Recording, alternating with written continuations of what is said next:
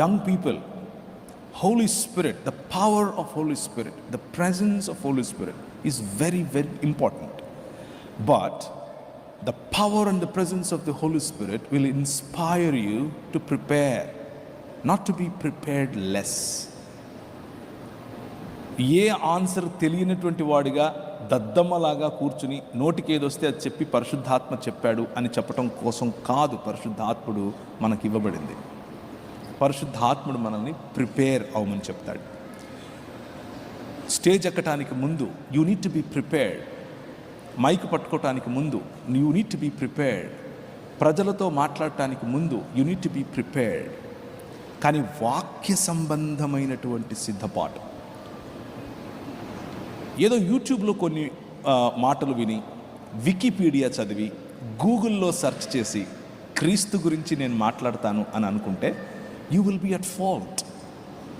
You will disappoint both God and yourselves. వికీపీడియాలు, యూట్యూబ్లు, Google సెర్చ్లు, చాట్ జీపీటీలు కాదు, వాక్యం.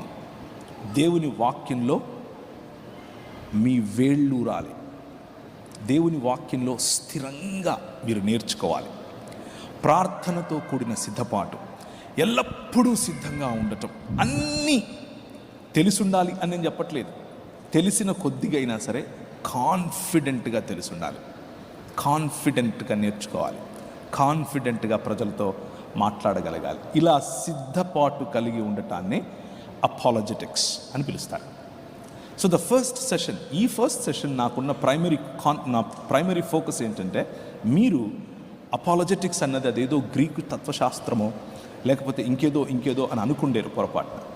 ఇంతకుముందు అపాలజెటిక్స్ అని అంటే కేవలం ఇంగ్లీష్ మాట్లాడేవాళ్ళు, రూమ్లో కూర్చొని 4-5 మాటలు, ఎవరికి సువార్త చెప్పరు, ఏమీ లేదు, కేవలం 4-5 మాటలు ఇంగ్లీష్లో మాట్లాడుకొని వెళ్ళిపోయేవాళ్ళు ఉండేవాళ్ళు.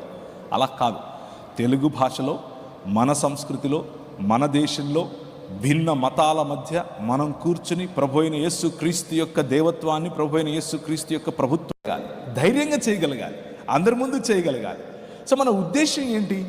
మన ఉద్దేశం నేను నిలబడుకుని నాకు ఇంత జ్ఞానం ఉంది చూడు అని చూపించుకోవటం కోసం కాదు. మన ఉద్దేశం నేను ఇంత మాటకారిని చూడు అని ప్రజల ముందు చెప్పుకోవడం కోసం కాదు. మన ఉద్దేశం వాదనను గెలవటం కాదు. మన ఉద్దేశం వ్యక్తిని గెలవటం. మన ఉద్దేశం ప్రేమను చాటి చెప్పటం. మన ఉద్దేశం మన రాజు, ఆ రాజుకు తగినటువంటి మాటలను చెప్పటం.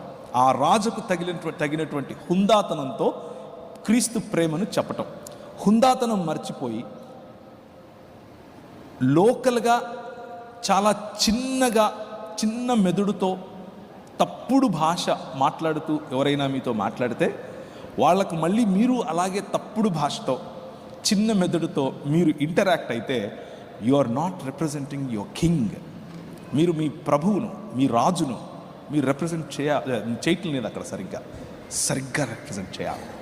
You need to be prepared to do that. సమాజాన్ని తిట్టడం కాదు అపాలజెటిక్స్ అని అంటే. వివిధ మతాలను తిట్టడం కాదు అపాలజెటిక్స్ అని అంటే. క్రీస్తును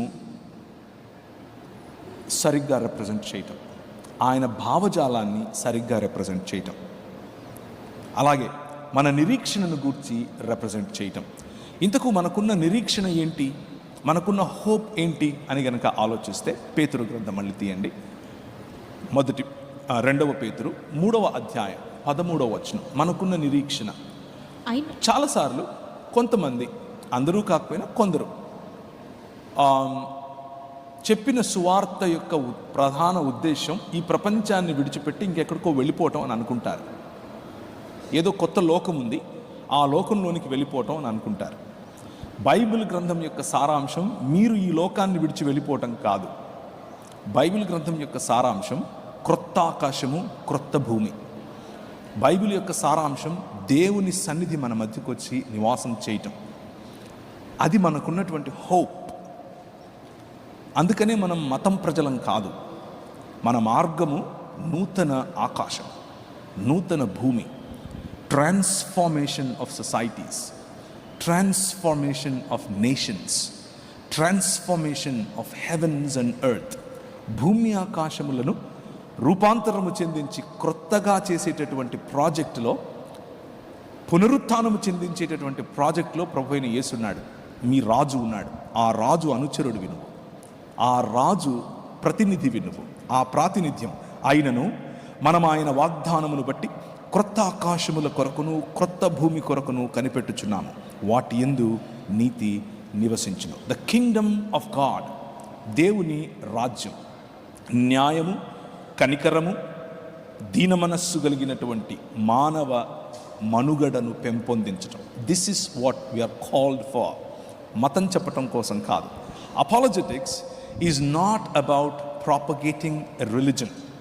ఒక మతాన్ని చెప్పుకోవడం కోసం మనం పిలువబడితే అది అపాలజెటిక్స్ అని పొరపాటున అనుకుండేరు. That is not what it is. Apologetics is about true humanness, నిజమైన మానవత్వం, నిజమైన మానవ జీవన విధానం. దాన్నే ద కింగ్డమ్ ఆఫ్ గాడ్ అని పిలుస్తారు. దేవుని రాజ్యం. ఆ దేవుని